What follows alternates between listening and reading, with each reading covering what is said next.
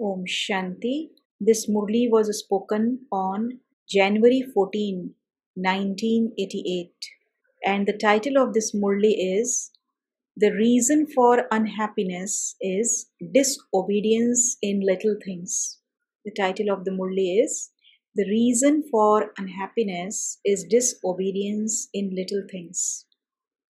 Today, the unlimited, greatest of all fathers, the Father who makes you the highest of all, is especially seeing his children who, out of all the children everywhere, are obedient. All consider themselves to be obedient children, but they are number wise. Some are always obedient, whereas others are obedient but not always. So we need to check where we are. Are we always obedient or we are obedient only sometimes? All the children are in the list of obedient children, but there is definitely a difference. The father who gives instructions gives all the children the same instructions at the same time. He doesn't give a variety of directions or separate directions to individuals. So why is it still number wise then? Those who are always easily embodiments of the awareness of the Father's instructions in every thought and every action automatically move along with their every thought, word, and action in accordance with those instructions. Whereas those who do not become embodiments of that awareness repeatedly have to bring them into their awareness. Sometimes, because of having that awareness, they move along while being obedient. Whereas at other times, they remember the instruction after moving along because they are not embodiments of the awareness of the instructions. So one thing is that we have to remember the instructions, and then another thing is that we have to become an embodiment of the awareness of the instructions. Then we will be obedient. So Baba says, because they don't experience in their actions the instant and visible fruit of elevated actions, they remember later when the action is over why they received the result. They check themselves after performing the action, and they thereby understand that they haven't experienced the visible fruit because they were not moving along according to the Father's directions. Right? So if we don't listen to the Father, then we will not be able to get the right results. So that is not being an embodiment of the awareness of the instructions, but having the awareness after seeing the fruit of your actions. So number one is easily and automatically being an embodiment of awareness and being obedient. The second number. So who is the second number? They are those. The second number are of those who sometimes perform actions with that awareness and sometimes have that awareness after performing their actions. So after they perform the actions, then they remember, oh, I should not have done like this or that. And don't even ask about the third number. So Baba is not even talking about the third number because the third number, they will not even remember. Even after performing the actions, they will not even have this awareness that I did something wrong. So there are two rosaries. The first is a small rosary and the second is a bigger rosary. So what it means? Very few Baba's children were obedient. And there is no rosary of the third number. This is why Baba is only speaking of two categories. Because they perform actions according to instructions from Amrit Vela throughout the day till night time. Number one obedient children do not experience having to labor in any action, but they experience the special fruit of blessings from the Father as the fruit of their obedience. This is because obedient children always receive blessings from the heart of Bab Dada at every step. Okay? So if we are obedient, then we receive blessings from Baba. Just like little children, even in worldly family, if children they are obedient to their parents, then they get blessings from their parents. So similarly, if we are obedient to Baba, then we receive special blessings from Baba. So therefore, because of receiving blessings from the heart, their every action is fruitful. For action is the seed, and the attainment from the seed is the fruit. So action is the seed, and the attainment from that seed is the fruit. Because the seed, that is every action of every number one obedient soul, is powerful. They experience contentment and success as the fruit of every action. So see what Baba is saying? Seed, their seed is very powerful. Obedient children, the seed means action. Their action is very powerful. So that is why they experience the fruit of their action as contentment and success. They experience contentment and success. So there can be contentment with the self, with the result of the action, and also in their connections and relationships with many souls. So they will be contented with the self, and others around them will also be contented. The number one obedient souls naturally and constantly experience all three types of contentment. Sometimes children are content with their own actions, that they performed very good actions with the right method, and yet at other times they are not able to see the fruit of contentment as much as they think they should. In some cases, they are content with themselves, they are content with their fruit, but there isn't contentment in their connections and relationships. So, that would not be called being a number one obedient soul. A number one obedient soul would experience contentment in all three things. So, Baba is telling us number one obedient soul will have contentment in all three. They will have all three types of contentment, means contentment with the self, and then contentment with others, and Baba will also be, they will make Father also contented. So according to the present time, some souls sometimes experience themselves to be discontent with some elevated obedient children. You would think that there is no one with whom everyone is content. Someone or other would always be discontent, but there are many reasons for that. Because of not knowing their own reasons, there is a misunderstanding. Secondly, according to their own intellects, they have too many desires or expectations of the seniors, and when those expectations are not fulfilled, they become discontent. So, Baba is telling us the reason why souls become discontent. So, first, Baba said they don't know, they have some kind of misunderstanding, so that is why they are discontent. Secondly, they have some desires, expectations from the seniors, and then when they are not fulfilled, they become discontent. And thirdly, because of their past sanskars and nature and the karmic accounts of some souls, those who should become content are not content. So, because of their own sanskars, their own karmic accounts, they don't become content. Because of this, there is no reason why others should be discontent with number one obedient souls or elevated souls.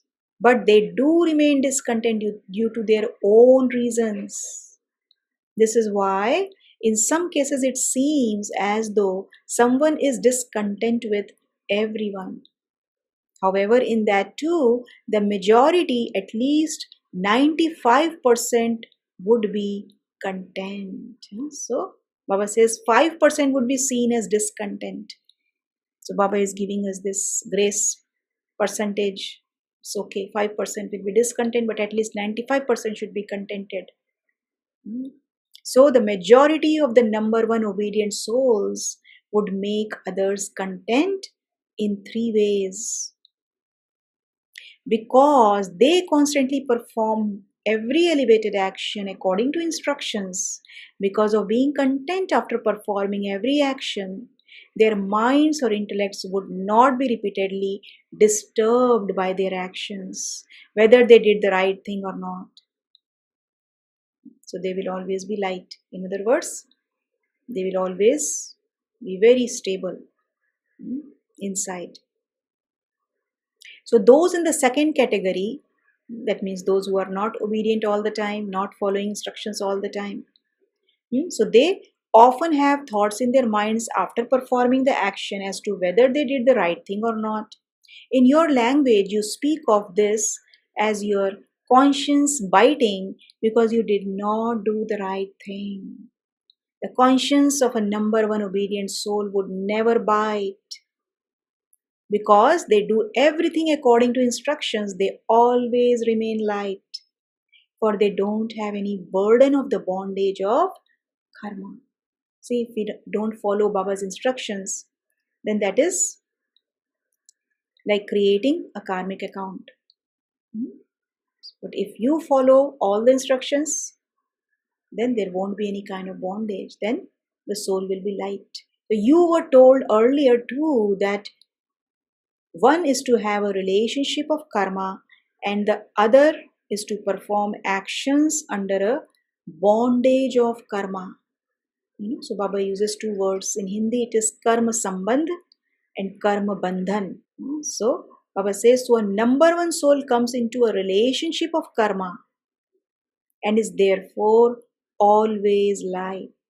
So number one soul is always comes into a relationship of karma. That means karma sambandh, not karma bandhan, and therefore always light.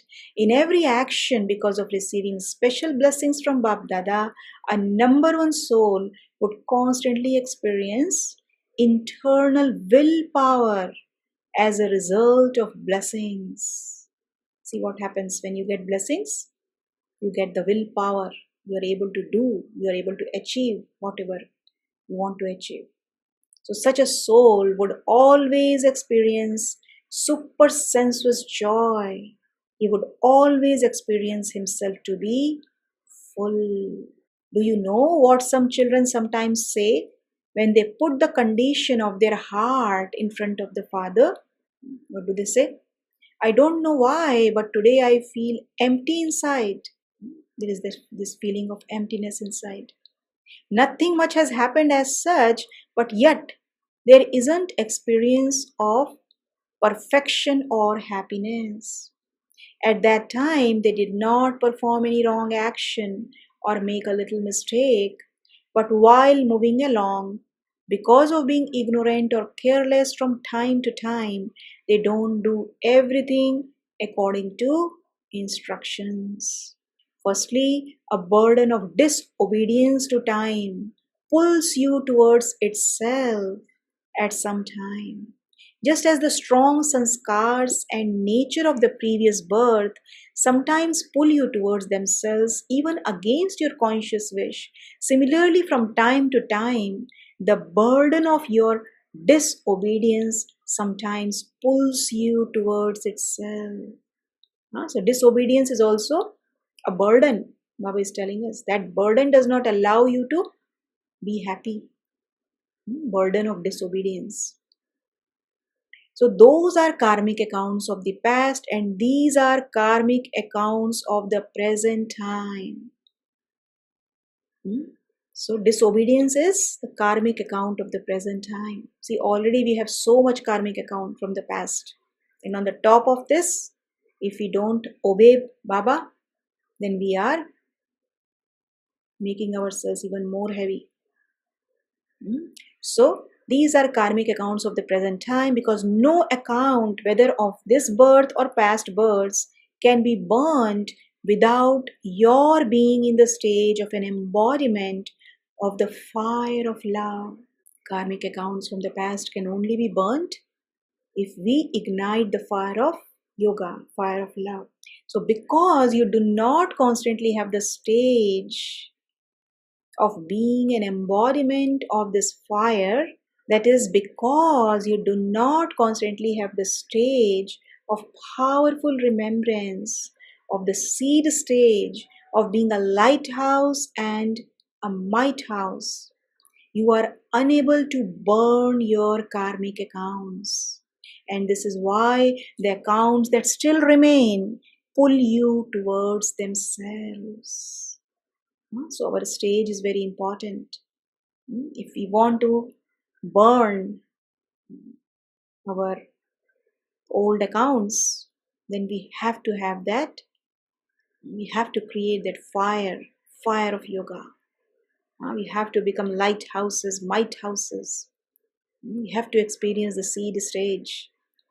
Only then our karmic accounts will be burnt.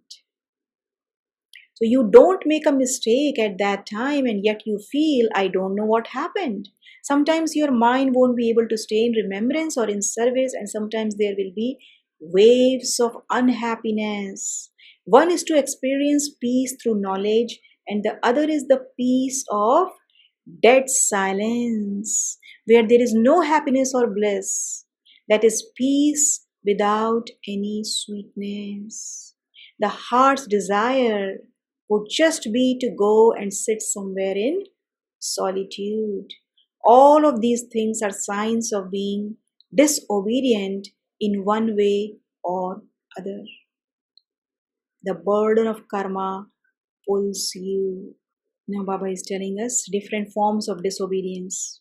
One form of disobedience is to commit a sin or to make a big mistake. And the second is disobedience in little things. So, one is big mistake. One form of disobedience is to commit a sin or to make a big mistake. And the second is disobedience in little things. For instance, the father's instruction is at Amrit Vela. What is the instruction? At Amrit Vela, stay in powerful remembrance according to the right discipline. So, what would you say if you do not observe this instruction at Amrit Vela? Would that be being obedient or disobedient? Perform every action as a karma yogi with the feeling of being an instrument, with humility. You have these instructions. There is a long list of these. But Baba is just quoting one as an example. You have been given instructions for everything, your vision, your attitude, etc. Out of all these instructions, if you don't follow any one instruction in the right way, it is known as being disobedient in little things. If you continue to accumulate this account, it will definitely pull you towards itself. And this is why you say that you are unable to accumulate as much as you want. When you are asked, are you moving along okay? You all say yes. However, when you are asked if you are accumulating as much as you should, you then have to think about it. While receiving so many signals, while being knowledgeful, if you are still unable to accumulate as much as you should, what is the reason for that? So, why are we not able to accumulate? The burden of the past and the present do not allow you to become double light. Sometimes you become double light, sometimes the burden brings you down. You don't constantly experience the stage of super sensuous joy and peace filled with happiness. You don't experience the attainment of the lift of special blessings from Baap Dada for being obedient. This is why you sometimes find it easy and at other times you find that you have to labor. You very clearly heard about the specialities of a number one obedient soul. So who is number two then? Those who lack these specialities are number two and they become the beads of the second number rosary. So you want to become part of the first rosary, do you not? You all want to come first, right? So Baba says nothing is difficult. The instruction for every step is very clear. So is it easy or difficult to move along according to that? The instructions are the Father's footsteps. So it is easy to place your steps in his footsteps, is it not? In any case, all of you are true Sitas, brides. So the brides place their steps in his footsteps, do they not? This is the method. So what is difficult? In the relationship of a child too, a child is one who follows the footsteps of the father. One who does what the father says. Following the footsteps means whatever the father is telling, the child has to do that. So the father speaks and the child does. This is known as being number one obedient. So check and change yourself. Acha, to all the most obedient, elevated souls everywhere, to the special souls who always experience the blessings received from the Father, to the great souls who always experience contentment and success in every action, to the obedient children who place their steps in the Father's footsteps, Bap Dada's love, remembrance, and namaste.